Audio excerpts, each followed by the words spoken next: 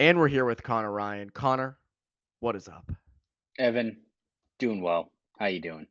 I'm doing great. I had a tough start to my Monday though. As people know, we record this on Mondays.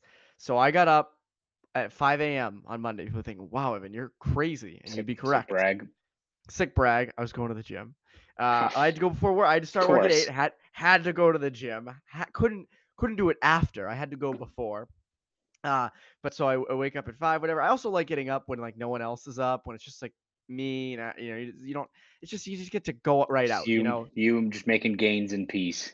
No stress. It's perfect. I mean, like the house too, just like leaving and waking up and the whole big thing, whatever. Anyways, I go to walk out the front door, and what's scurrying across the front yard but a massive skunk, and I am so scared of skunks. Hate skunks, and if I see a big skunk, think, my God, my mind's playing tricks on me. Like, there's no way that's actually real. So I thought I saw it go in the woods. I go outside and I start walking down towards my car. And halfway between me and my car is the skunk, and it's walking towards me. And I'm like, no way. So I run back into the house. Took me so long to decide. Ended up using the car in the garage instead, so I didn't have to go outside. Then I There get you to the go. gym, supposed to be open at 5. No one showed up to open it, so people are just waiting around the door until about 6:30. I felt so bad for the guy who had to come open it because he was getting like attacked by the people. People are just like roid rage, like, ugh, like open it up. And none of that. So that was my Monday. That was the start to my Monday. I implore you to have a worse Monday than me. That was a tough start, but we're here now. And that's all that matters. We are here. Yeah, I was gonna say mine was much less eventful. I got a Dunkin. It was timely. I didn't hit any traffic, and I went to Warrior and I watched some hockey. So that That's was that was my that was my riveting Monday. that's a way better Monday. Yes. It's funny you mentioned your tweets about dunks, by the way, about how they always, mood when I get like an extra hash brown. Now that I'm more like open to it or like aware of it, I've been getting more hash browns lately. Like I'll be getting like 7, 8. I'm like, damn, I think it's that's like a just karma good or thing. just having like a positive mental mindset or maybe just playing tricks on you. Maybe it is still just five and you're not paying attention. You just think, yeah, your mind's playing tricks on you. Whatever it is, it's better to have that positive thinking than like be dwelling on the fact that maybe you're still gonna just get saddled with five or God forbid four. God forbid 4. You can't be having 4. That No, cannot be happening. that would ruin my Monday. That would ruin my Monday as well, as if it wasn't already ruined. But anyways, uh, Bruins practice, first captain's practice of the year was on Monday. You were there. Uh, as you, Nothing crazy happened. Kind of just some drills, getting back into the swing of things. The normal suspects were there. So I figure this episode will discuss the biggest storylines we think that will be kind of prevalent throughout the year. The biggest ones that we think will have an impact. As the season goes along. And I think we'll start with this one because I think this will be the one that will be there from start to finish or start to middle. When will Tuukka Rask? When will the Bruins need Tuukka Rask? When will he be ready? How will Tuukka Rask do? How is he ready? And will the Bruins even need Tuukka Rask? And to kind of go back to the how will they make that work? I don't know. And I know we've said this before. I have no idea how this is actually going to work. You can do cap gymnastics, but are you going to send Swayman down? Are you going to, like, what are you going to do? Now, obviously, we can't sit here and project how Swayman's going to do. We can't sit here and project how Olmark's going to do, how they fit, what the price is. But what do you think is going to happen? Like, if you had to really make a prediction, what do you think is going to happen? Yeah, I mean it is tough as you said because it's gonna be maybe the most frustrating storyline, and that I think from October all the way till January, when by that point we'll actually have a clearer picture. You're gonna have that speculation. Like I could see whether it's the first week of the season and Olmark and Swingman both have shutouts or they both get lit up in their first couple of games. You're gonna hear one side or the other about like, oh, we need Rask back, or it's like we don't need Rask back. He shut out the Buffalo Sabres. Like, it's you're gonna have those two different, arguments kind of pulling at the rope, kind of having their own tug of war in terms of what is the best path to have. And the truth of the matter is we don't know. We don't know yet, right? If you're looking at a best case scenario of Olmark, who builds off of the numbers he put together in Buffalo, and based on the way the Burns are paying him, you imagine that's what they're expecting, or at the very least hoping for getting out of him. But a lot can change. It could be even injuries, what have you, or just maybe a dip in performance. But then with Swayman as well, would the Bruins love for him to be a Calder Trophy candidate, a guy who runs with the opportunity given to him and builds off of last year? Of course. Is it realistic, or is it, healthy thinking to expect him to do that? No, I think it's better to temper expectations. And if he's the chosen one and all of a sudden, we look in January and he's got a 2.6 save percentage, that's fantastic. But if you go into it expecting that, you're either going to be disappointed, or you're putting way too much expectations on a guy who's still, I think a lot of teams are still looking to get the book out on him. So as for what I think is going to happen, I have to imagine, considering they've talked about it so much, that Rask will be back in some capacity. How those pieces fall in line, it's tough to even map out, because I feel like you just, again, we've talked about this before, but I feel like Charlie and Always Sunny, where he's got that big board, looking like looking at different scenarios. That's how it is looking at the goalie situation. Because yeah, I'll say that I think probably Rask is back in some capacity, but to go through all the domino effects of what led to that, whether it's all right, do they do a 3-man rotation? Is Swayman, sent down to Providence with more reps? Is Allmark injured? Like, there's so many things that can go into it. But I have to imagine, considering they've already opened that door, and it seems like cap wouldn't be an issue, that he's back in some capacity. But again, a whole lot can change over the span of a week, a month, all that, especially with a situation like the Bruins have in net right now. Yeah, to me, like again, I think if I had to guess, I think Swayman and Olmark are good, not amazing. I don't think they're gonna make it super easy for the Bruins in the sense that they're gonna say, well, these guys are playing out of their mind good. There's no reason to bring you back, Tuca. And I don't think they're gonna make it easy in the sense that they're both gonna be terrible or one's gonna be terrible.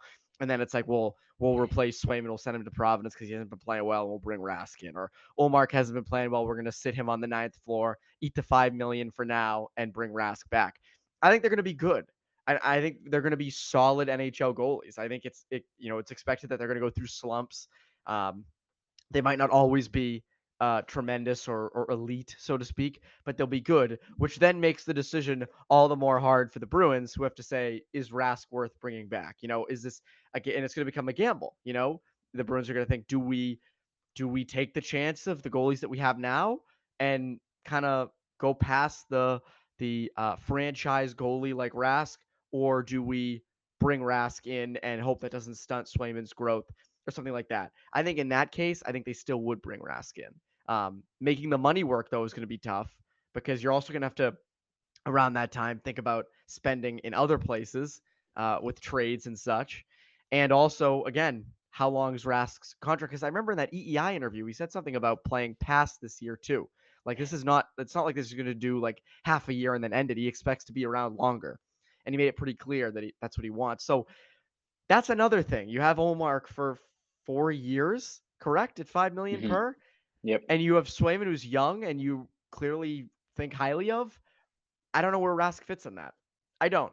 But I think in the long run, they will end up fitting him into that. So I think that's one of the top storylines. I think another top storyline that people are forgetting because Derek Forbert exists, but I think they shouldn't be forgetting because Derek Forbert exists.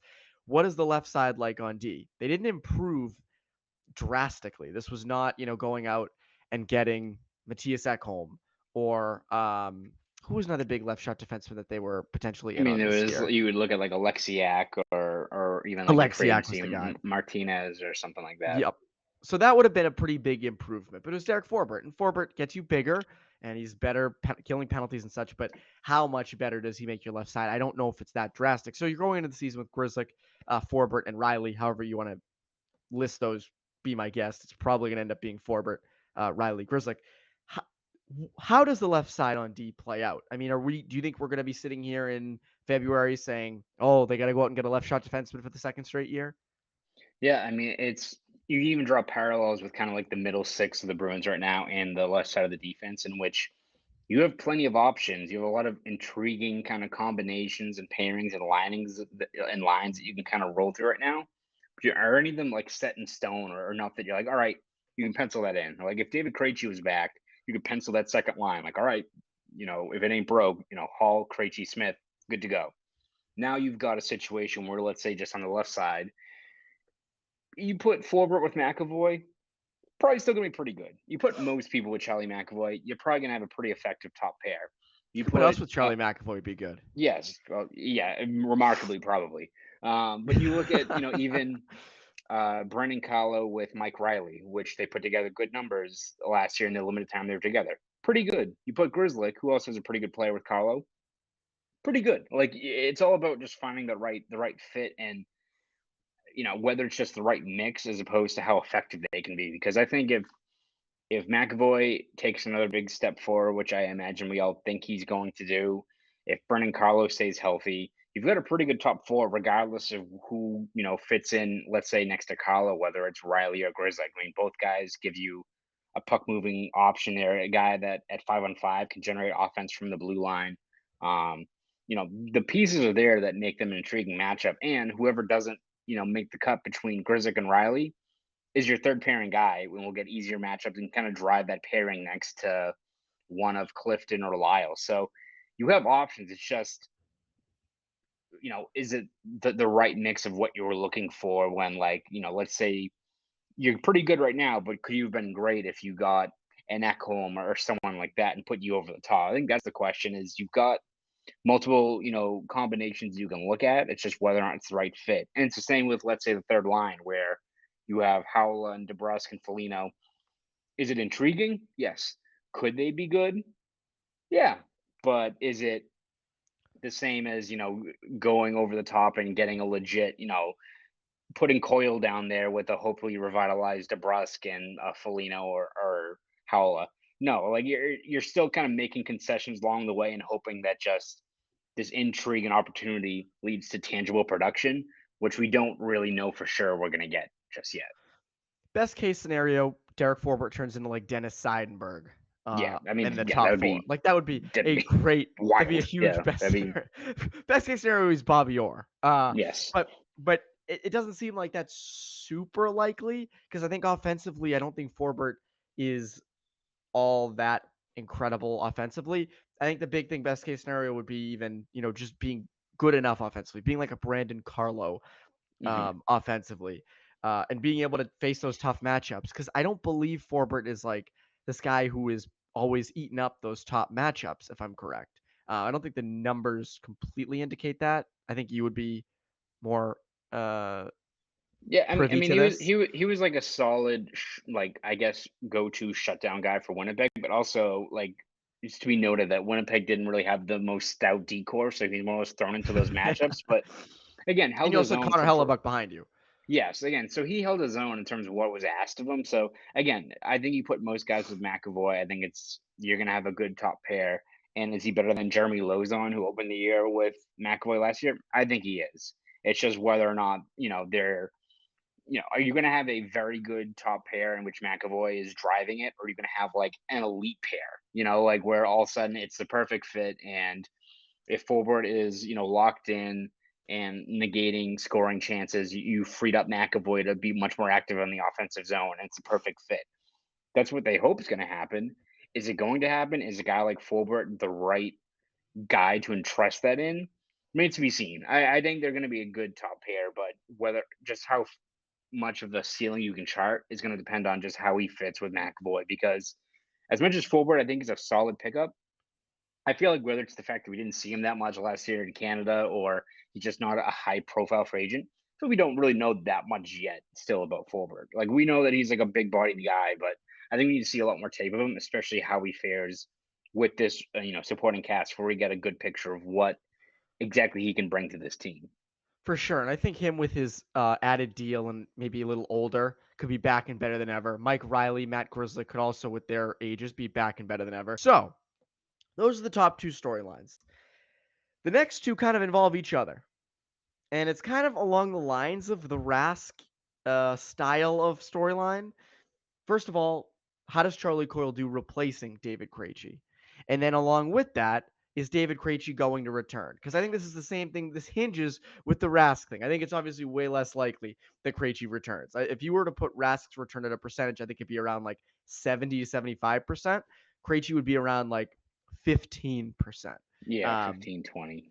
15, 20 would be the ideal number right there. But if Coyle has 30 points through 65 games, yeah, 65 games, because that'd be around that time, 60 games, you will hear and see everyone calling for David Krejci to return.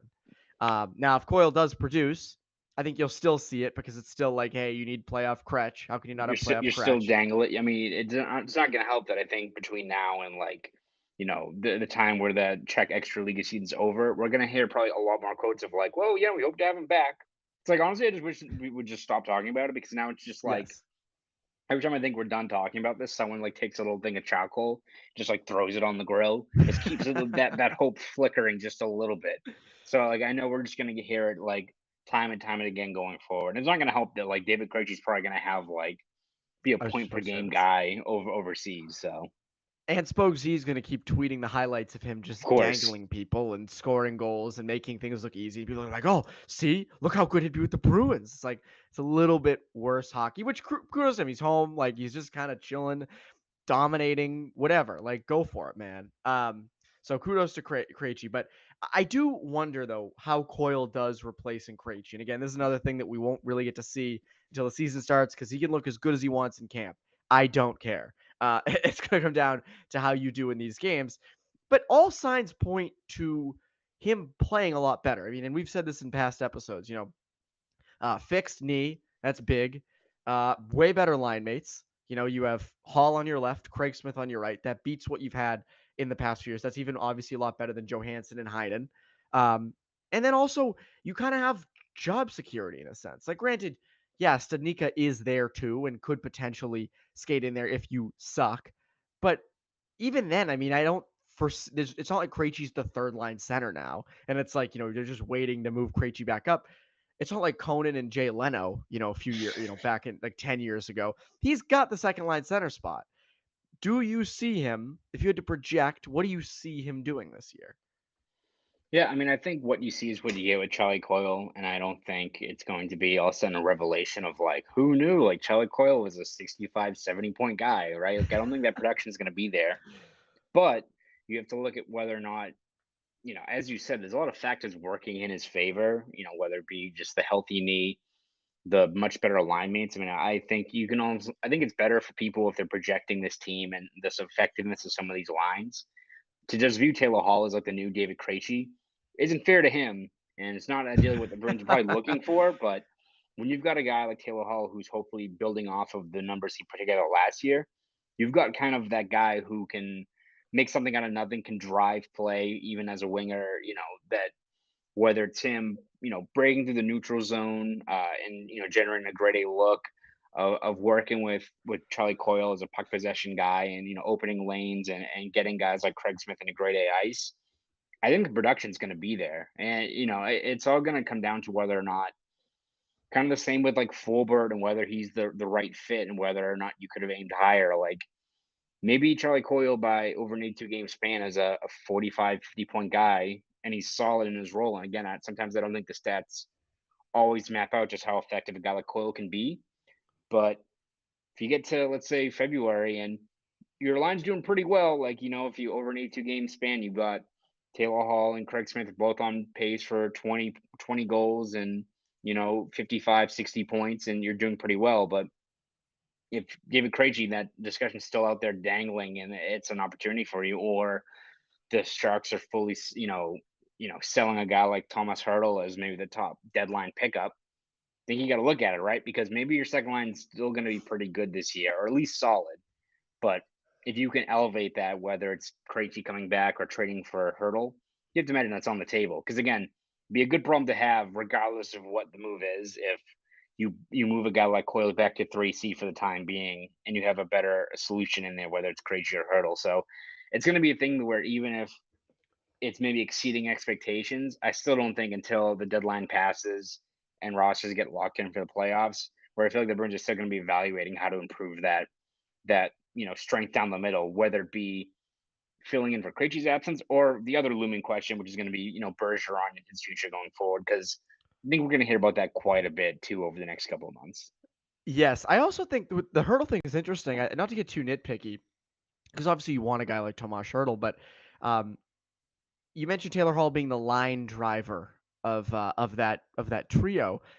Remember early on when he was playing with Krejci, one of the things he mentioned was he got to play with a right shot center. You wonder, Coyle's a right shot center as well, and you wonder if that's Mhm. going well. Is Taylor Hall going to love the idea of going back to a left shot center? I don't know. It's just something to think about. I wonder if they take that into consideration. If things are going well, if things are bad, I mean, if there's no production, then obviously it's different.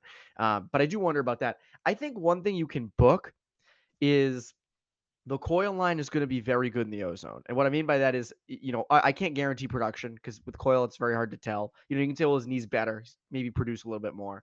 But with his knee being better and Craig Smith there and Taylor Hall there, I think they're going to be very good cycling the puck down deep in the ozone, getting good looks, getting to the high danger areas, getting pucks up to the point as well. I think you can book that. I think that is something that's definitely going to happen. And with that comes goals. It should. I mean, at least it has in the past for Craig Smith. It has for Taylor Hall. Hasn't for Charlie Coyle, but maybe being in between those guys, it can work. Another thing you mentioned is the middle six in general. And I think that's a storyline that's going to be big as well. And this was something I mentioned right after they made all those free agent signings was, yeah, the top, your second line isn't as good, but what you can definitely book is your deeper on lines 3 and 4, and you know that most likely you're going to get a lot more scoring out of those. So maybe that scoring spread out between lines 3 and 4, that's not a bad thing. That's a pretty good thing because you can't shut one line down and have the whole scoring be done. So yeah, I think Coyle's much better this year. I think it's safe to say. I'm very interested to see what that point production is, whether that's 45 points, 50 points, 55, 100, 150 becomes the next Mario Lemieux. But I think it's somewhere around between if you can get between 40 and or 45 points and up, I think you're happy. I think you're good. Mhm. And it also I depends agree. on how Craig Smith and Taylor Hall do. So that's kind of what you want. That's your sweet spot. You mentioned it a little bit, Bergeron. This is something I think we're going to hear a lot about, whether it's us joking about him retiring or him, there's real talk about it, which I doubt there will be any real substantive things throughout the season. I think it's more you're going to look for certain things. You're going to look for maybe what he says when asked about it, which I think he'll probably stop getting asked about it once the season starts because it's just going to be the same answer every time. I'm focusing on this season. But I think if he gets injured throughout this year, if you see him go down with injuries throughout the year, he's had groin problems in the past. I think then you could start to wonder if this might be his last year or second to last year. But if he's putting up 80 points, I think it's gonna be hard to think that he's done, right? Yeah, no, I'd imagine if it's another, wouldn't say status quo, maybe just how good Bergeron is, that a status quo year would be something like that, where he's, a point per game guy, top three in the Selkie again. But if he has another year like that, it'd be tough to see him, call it quits then. But again, crazy things have happened. We also didn't think going into this offseason that David Krejci was going to go play in the Czech Republic and with a team with a big rooster on its chest. So I don't think we saw that coming. So crazy things have happened. And again, who knows how the season maps out with that. And I think just the overall status of Bergeron is obviously, dude's the captain. Guy is, if he's out any extended time at all, it's going to be tough for the Bruins to overcome, especially in this year where, as much as he's not getting any younger, the reliance on Bergeron is even more heightened this year with Krejci gone, right? Because in years past, when Bergeron has had multiple nagging injuries and had to sit out some time, you at least had that contingency plan with David Krejci there, who can step into a first line role with Brad Marchand and David Pastrnak, still be pretty good, right? Like you're still at a pretty good solution. Bergeron misses time now. You've got what? Coyle, Stanika, like Felino. How like you've got options, as I've said Have before. fun, guys. Yeah, you have options. You have guys you don't have to like draw out of like from Providence to help out there. But do you have a David Krejci who's gonna like step into those shoes and still produce at a reasonable clip? Do you have a Riley Not really. Nash? Yes, of course. But that I think is going to be a thing to monitor, not just his overall future, but just the status of Bergeron this year, because it's a lot to ask for a guy in a win now window at his age with the mileage that he's had to not just be a top line producer for you, but to stay healthy and to contribute. Because if he's gone for any extended stretch, even if it's week to week and he's out 3+ weeks, It's not what you want to see for a Bruins team that is still going to be fighting for playoff positioning and need a legit guy driving at least one of those two top lines for most of the season. It's funny, in past years, or at least last year, the two irreplaceable guys to me were Marchand and McAvoy. Because as you said, even if you lost Bergeron, you could move Krejci up. You had a little bit more depth there. Krejci's basically a number one center on most teams. But this year it feels like Bergeron's added to that mix. I mean, not to say Bergeron was not irreplaceable before. He was, but you could kind of make up for his production. Marchand, it's a little tougher given everything he does, given the depth at left wing, which hasn't really been much up until when you got Taylor Hall. And McAvoy obviously is the anchor on the back end. Is Bergeron kind of a part of that mix now of guys you can't lose? Yeah, I think so. I think just when you look at just the state of the depth chart and who's behind him, I think you can't afford to miss him now just because there's no set contingency plan, right? Like if Charlie Coyle is bumped up and it opens the door for Jack Stanika, is it intriguing? Yeah. Like to see how Jack Stanika does, right? Of course. But given the circumstances, certainly not, right? Like, perfect scenario would be like easing a guy in when the opportunity's there without sacrificing the end line production, right? It's like when you bring up young prospects, like let's say, let's look at like Fabian Lysell, for example. People are very excited to see how he looks, right? It's much better if he's eased in at like the end of the season and like once you already locked up player positioning and see how he does, then holy shit, like David Pasternak's hurt and Craig Smith is hurt and they need a guy on right wing. Like let's call it Fabian Lysell.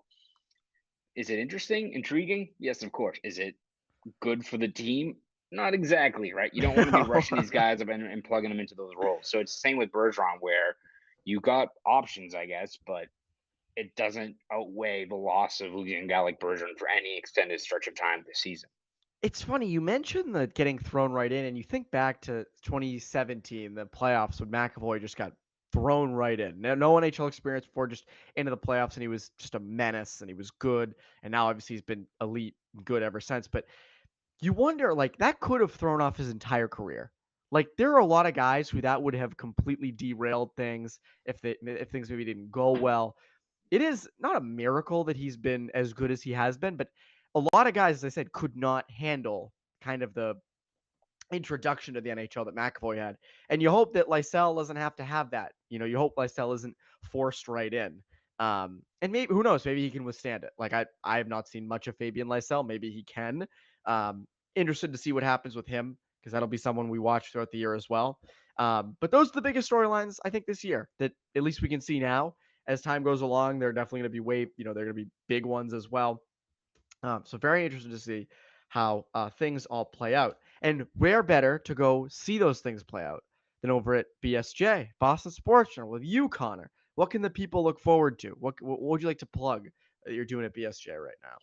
Yeah, we're going to be looking more and more with training camp right around the corner at top roster battles, whether it's Bertie Lyle and Connor Clifton, or how that middle six kind of sorts out and where the best fits are. We looked at whether or not Mike Riley or Matt Grzelcyk is the best fit next to a guy like Brendan Carl this year last week. We're obviously going to have plenty of stuff this upcoming week with the Prospect Challenge coming up and rookie camp opening. So we'll give us our first chance to actually see Fabian Lysell on the ice over at Warrior Ice Arena. So we'll have all that stuff over at BSJ. So subscribe to BostonSportsJournal.com. If you want to follow me on Twitter, you can do that at Conor Ryan _93. Go do all that for CLNS Media. I'm Evan Marinofsky. You Bruins beat listeners, have a great rest.